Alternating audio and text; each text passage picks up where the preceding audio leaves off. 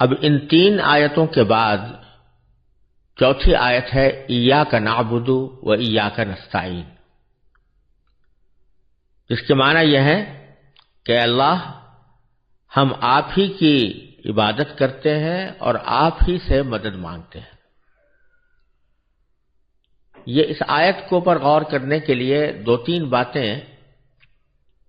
ذکر کرنا ضروری ہوگا۔ ایک تو یہ کہ یہ پورے سورہ فاتحہ میں بالکل بیچوں بیچ کی آیت ہے، یعنی اس سے پہلے بھی 3 آیتیں ہیں اور اس کے بعد بھی 3 آیتیں ہیں، اور یہ ان آیتوں کے درمیان آئی ہے، ایاک نعبد و ایاک نستعین۔ دائیں طرف بھی 3 اور بائیں طرف بھی 3 آیتیں موجود ہیں، اور ان کے درمیان میں یہ جملہ ارشاد فرمایا گیا ہے ایاک نعبد و ایاک نستعین۔ اس سے کچھ ایسا لگتا ہے کہ یہ سورہ فاتحہ کا بنیادی مرکز ہے اور اس کا وسط ہے، اس کا سینٹر ہے، اور اس سے پہلے کی جو آیتیں آئی ہیں وہ اور اس کے بعد کی جو آیتیں آ رہی ہیں وہ مل کر در حقیقت اس بنیادی حقیقت کی طرف انسان کو لے جانا چاہتی ہیں۔ اب تک کی جو 3 آیتیں آئی تھیں اس میں الحمدللہ رب العالمین، الرحمن الرحیم، مالک یوم الدین، تینوں میں اللہ تعالی کی صفات کا بیان تھا۔ اب بندے کی زبان سے یہ کہلوایا جا رہا ہے کہ بندے کو یہ کہنا چاہیے کہ اے اللہ ہم آپ ہی کی عبادت کرتے ہیں اور آپ ہی سے مدد مانگتے ہیں۔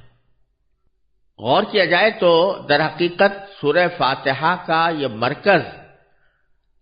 ایک بندے کا اللہ تبارک و تعالی سے ایک معاہدہ کرا رہا ہے، ایک عہد کرا رہا ہے۔ عہد 2 باتوں کا، ایک یہ کہ ہم عبادت صرف آپ کی کریں گے، کسی اور کی نہیں، اور دوسرے یہ کہ مدد ہم صرف آپ ہی سے چاہیں گے، کسی اور سے نہیں۔ تو 2 لفظ استعمال کیے گئے ہیں، ایک عبادت اور ایک استعانت۔ تو عبادت کے لفظ میں ایک خاص مفہوم کی طرف اشارہ ہے اور استعانت میں ایک دوسرے مفہوم کی طرف اشارہ ہے۔ عبادت کے جو لفظ ہے اسی کو قرآن کریم نے انسان کی زندگی کا بنیادی مقصد قرار دیا ہے۔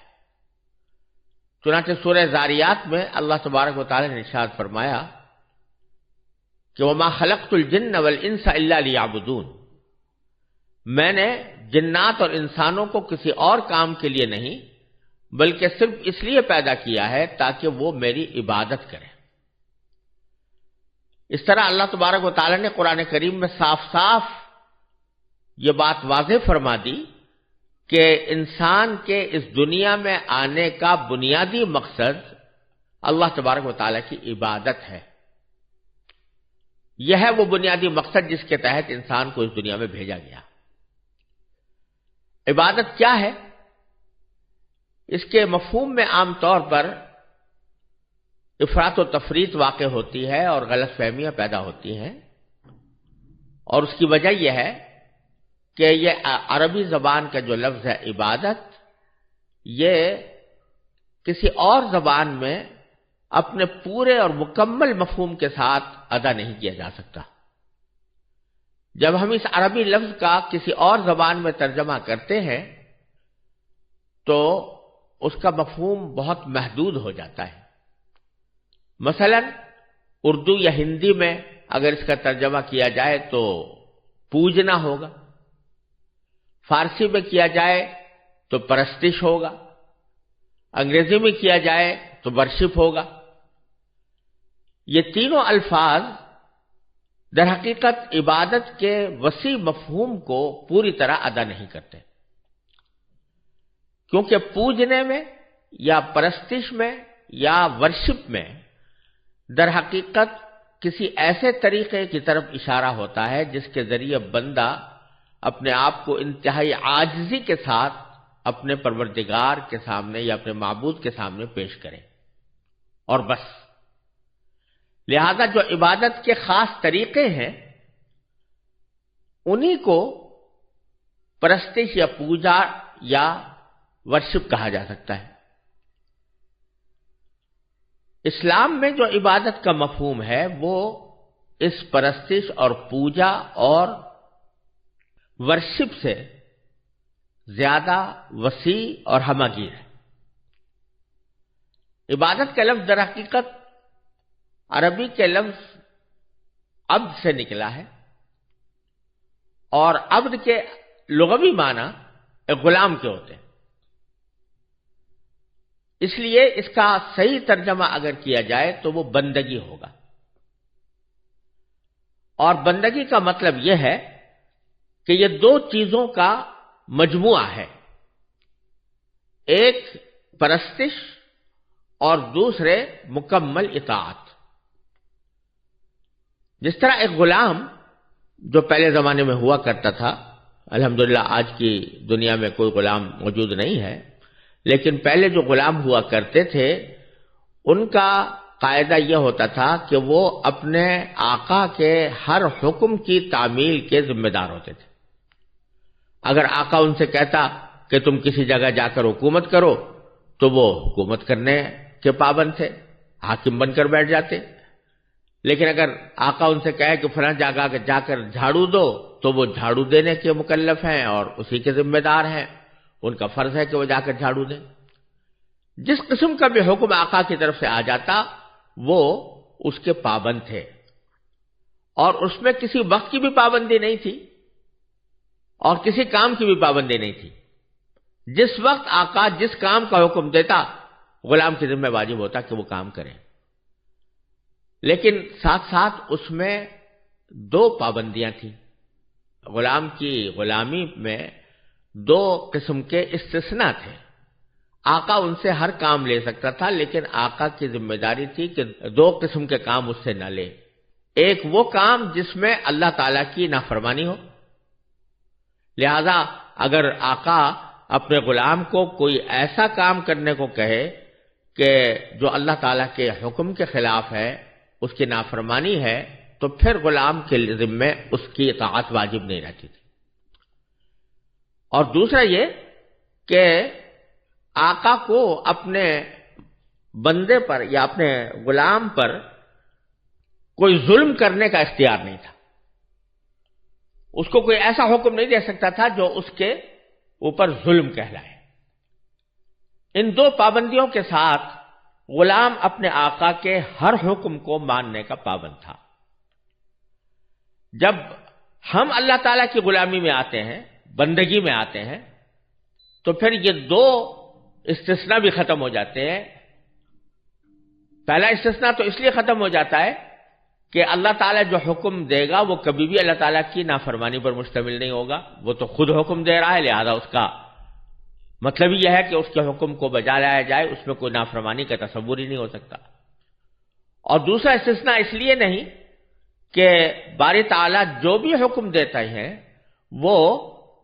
عدل پر، انصاف پر مشتمل ہوتا ہے۔ وَمَا رَبُّكَ بِظَلَّامٍ لِّلْعَبِيدِ، قرآن کریم میں فرمایا کہ تمہارا پروردگار بندوں پر ظلم کرنے والا نہیں ہے، لہذا وہ کوئی ظلم کا حکم کبھی دے ہی نہیں سکتے۔ لہذا اب اللہ تبارک و تعالیٰ کی غلامی کا مطلب یہ ہوا کہ اللہ تبارک و تعالیٰ کے ہر حکم کی بلا استثناء اطاعت کی جائے۔ تو ایک تو اطاعت عبادت کا ایک لازمی حصہ ہے، اور دوسرے پرستش یعنی وہ خاص طریقے جو اللہ تبارک و تعالیٰ کے سامنے اپنے آپ کو عاجز ترین اور پست ترین کر کے پیش کرنے کے اللہ تبارک و تعالیٰ نے اور اللہ کے رسول صلی اللہ علیہ وسلم نے مقرر فرمائے ہیں، ان طریقوں کی بجا آوری۔ جیسے نماز جس طریقے سے بتائی گئی ہے اس طرح پڑھنا ہمارے ذمہ ضروری ہے، روزہ جس طرح رکھنے کی تعلیم دی گئی ہے اسی طرح روزہ ہمیں رکھنا ضروری ہے، صدقہ دینا، زکوٰۃ دینا، خیرات کرنا یا حج کرنا، عمرہ کرنا، یہ خاص عبادت کے پرستش کے طریقے ہیں جو اللہ تبارک و تعالی نے مقرر فرمائے ہیں۔ تو یہ عبادت کا ایک دوسرا اہم پہلو ہے۔ تو جو عبادت کا وسیع مفہوم ہے وہ دونوں کا جامع ہے، ایک طرف پرستش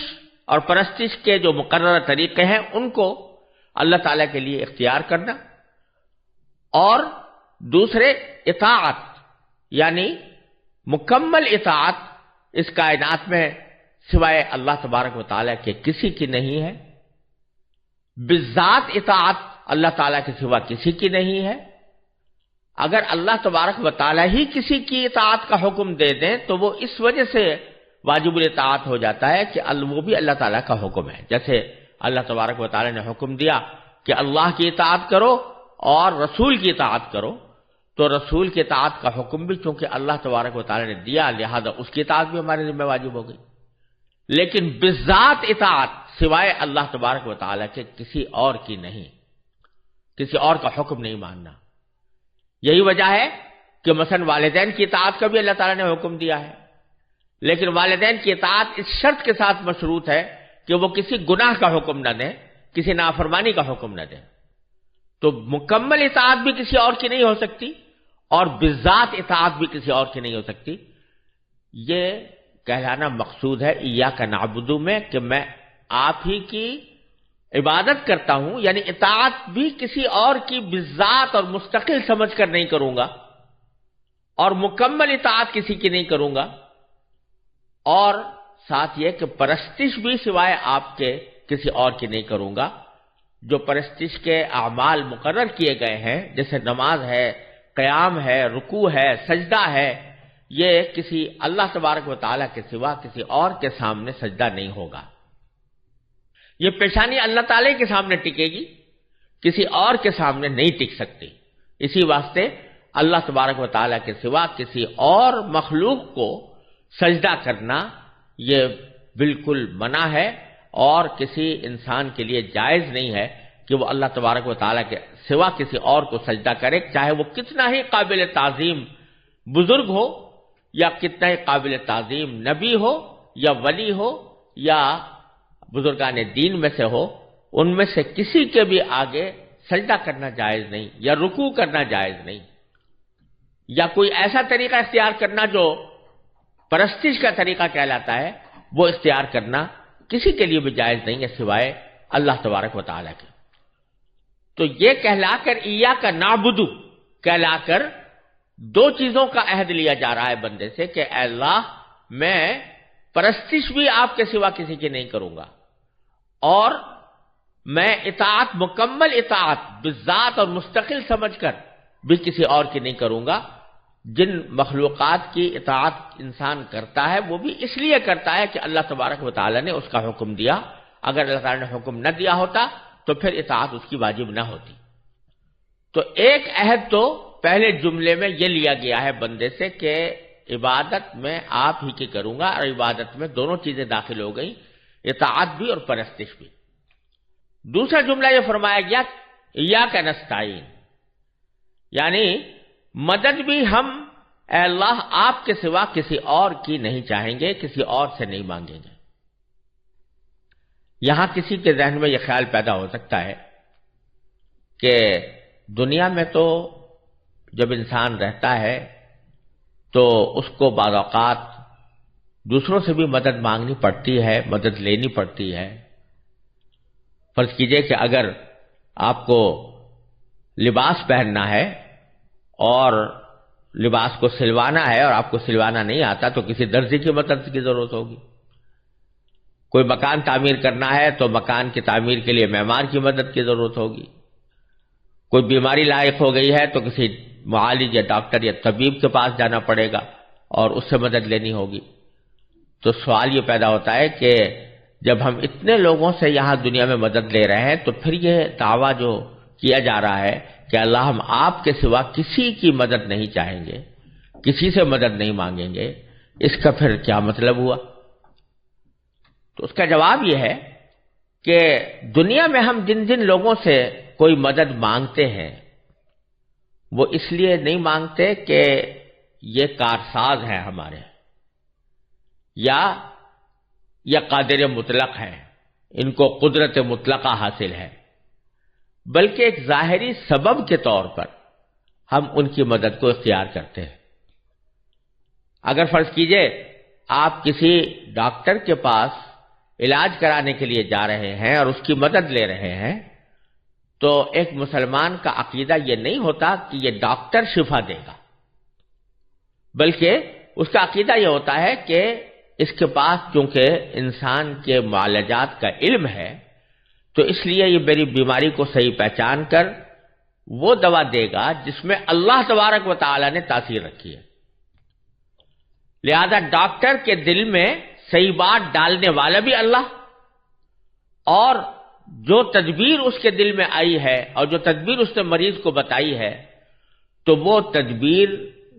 دل میں ڈالنے والا بھی اللہ تبارک و تعالی ہے، اور اس تدبیر کو کارگر اور فائدہ مند بنانے والا بھی اللہ تعالی ہے۔ یہی وجہ ہے کہ ہم دیکھتے ہیں کہ بعض اوقات ایک ہی بیماری ہے، ایک ہی ڈاکٹر ہے، ایک ہی دوا ہے، لیکن وہ دوا ایک شخص کے لیے کارگر ہو گئی، دوسرے شخص کے لیے کارگر نہیں ہوئی۔ اس کو فائدہ پہنچ گیا، اس کو فائدہ نہیں پہنچا۔ اس لیے ہم یہ یقین رکھتے ہیں کہ شفا دینا سوائے اللہ تبارک و تعالیٰ کے کسی اور کا کام نہیں ہے۔ البتہ اللہ تبارک و تعالیٰ نے ہی ہمیں یہ فرمایا کہ ہم نے تمہارے لیے یہ زندگی گزارنے کے لیے بہت سے اسباب پیدا فرما رکھے ہیں، اپنی زندگی گزارتے وقت ان اسباب کو بھی اختیار کرو، اور ان اسباب کو اختیار کر کے اپنی حاجات پوری کرنے کی کوشش کرو، لیکن یقین رکھو کہ اس سبب میں کوئی قدرت نہیں ہے۔ اس سبب کو مؤثر بنانے والا اور اس کے اندر تاثیر پیدا کرنے والا اور اس کو مفید بنانے والا سوائے اللہ تعالیٰ کے کوئی اور نہیں۔ لہذا جب ہم اس دنیا میں کسی سے مدد لیتے ہیں تو وہ اس کو کارساز سمجھ کر نہیں، قادر مطلق سمجھ کر نہیں، یہ سمجھ کر نہیں کہ اس کے قبضہ قدرت میں ہے میرا کام بنا دینا، بلکہ یہ سمجھ کر کرتے ہیں کہ یہ ایک اللہ تعالیٰ نے سبب پیدا کیا ہے اور اس سبب کی تاثیر اللہ تعالیٰ ہی کے قبضہ قدرت میں ہے۔ لہذا جب یہاں کہہ رہے ہیں کہ ایاک نستعین، اے اللہ ہم آپ کے سوا کسی کی مدد نہیں چاہتے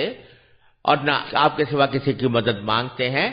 تو اس کا مطلب یہ ہوتا ہے کہ اللہ آپ کے سوا کسی اور کو اپنا کارساز، اپنا مشکل کشا، اپنا حاجت روا اور قادر مطلق سمجھ کر ہم کسی اور سے مدد نہیں مانگیں گے۔ ہاں، جن لوگوں سے مدد مانگنے کا خود آپ نے یا تو حکم دیا ہے یا اس کی اجازت عطا فرمائی ہے، تو وہ بھی اس لیے مانگیں گے کہ آپ نے ہی وہ طریقہ تجویز کر دیا ہے، اور اس طریقے کو ہم آپ کے حکم کی اطاعت میں اختیار کرتے ہیں، لیکن قدرت مطلقہ وہ آپ ہی کی ہے اور تاثیر آپ ہی کے قبضے میں ہے۔ اس لحاظ سے کارساز آپ ہی ہیں، مشکل کشا آپ ہی ہیں، حاجت روا آپ ہی ہیں، آپ کے سوا کوئی کارساز، کوئی حاجت روا، کوئی مشکل کشا نہیں ہے، اور یہی معنی ہے ایاک نستعین کے۔ لہذا اس دو جملوں کے ذریعے اللہ تبارک و تعالی نے ایک بڑا عظیم اقرار کروایا ہے بندے سے، اور اسی لیے اس جملے کو سورہ فاتحہ کے مرکز میں رکھا گیا ہے۔ سورہ فاتحہ پورے قرآن کا خلاصہ ہے، اور اگر دیکھا جائے تو یہ جملہ پوری سورہ فاتحہ کا خلاصہ ہے کہ سورہ فاتحہ کا مرکز یہ ہے کہ بندہ اللہ تبارک و تعالی سے یہ عہد کرے، یہ اقرار کرے کہ میں نہ پرستش آپ کے سوا کسی کی کروں گا، نہ مکمل اطاعت مستقل بذات سمجھ کر آپ کے سوا کسی کی کروں گا، نہ حاجت روا اور مشکل کشا اور کارساز سمجھ کر کسی اور سے مدد مانگوں گا۔ یہ بہت بڑا اقرار اللہ تبارک و تعالی نے اس آیت کریمہ کے اندر لیا ہے اور بندے سے کروایا ہے، اور اس کو سورہ فاتحہ کے بالکل بیچوں بیچ رکھا ہے۔ اس سے یہ پتہ چلا کہ بندے کو جو اس دنیا میں بھیجنے کا اللہ تبارک و تعالی نے مقصد بتایا تھا کہ میں نے سوائے عبادت کے کسی اور کے لیے نہیں بھیجا، تو اس مقصد کا اعتراف اس آیت میں کرایا گیا ہے بندے سے کہ ایاک نعبد و ایاک نستعین۔ پھر اس میں ایک اور لطف یہ ہے کہ جب بندہ یہ کہہ رہا ہے کہ اللہ میں پرستش آپ کے سوا کسی اور کی نہیں کروں گا، اطاعت آپ کے سوا کسی اور کی نہیں کروں گا، تو یہ ایک بہت بڑا دعویٰ ہے، بہت بڑا دعویٰ کر رہا ہے، بہت بڑا عزم کا اظہار کر رہا ہے۔ تو ساتھ ہی بندے کو یہ سکھایا گیا ہے کہ تم نے یہ عہد تو بہت اچھا کر لیا اور اپنی طرف سے ارادہ بھی اچھا کر لیا، لیکن تم خود اس عہد پر اور اس ارادے پر اس وقت تک قائم نہیں رہ سکتے جب تک کہ ہم سے مدد نہ مانگو۔ لہذا ایاک نعبد کے فوراً بعد اللہ تعالی نے بندے کو یہ سکھایا کہ ہم آپ سے ہی مدد چاہتے ہیں، اور جس کا مطلب یہ ہوا کہ یا اللہ ہم نے اپنی طرف سے عہد اور ارادہ تو کر لیا ہے کہ آپ کے سوا کسی کی پرستش نہیں کریں گے، آپ کے سوا کسی کی اطاعت نہیں کریں گے، لیکن عملی دنیا میں اس عہد کے اوپر ثابت قدم رہنا اس کے بغیر ممکن نہیں ہے کہ آپ کی توفیق ہمارے شامل حال ہو۔ لہذا ایاک نستعین، اب ہم آپ سے ہی مدد چاہتے ہیں کہ اللہ ہمیں اپنی عہد پر قائم رہنے کی توفیق عطا فرما۔ اور پھر یہ جو استعانت ہے، یعنی اللہ تبارک و تعالیٰ کے حکم کی اطاعت اور عبادت کو اللہ تعالیٰ کے ساتھ خاص کرنے کی توفیق، اس کو مانگنے کے لیے آگے کی 3 آیتیں بیان فرمائی گئی ہیں۔ اہدنا الصراط المستقیم صراط الذین انعمت علیہم غیر المغضوب علیہم ولا الضالین۔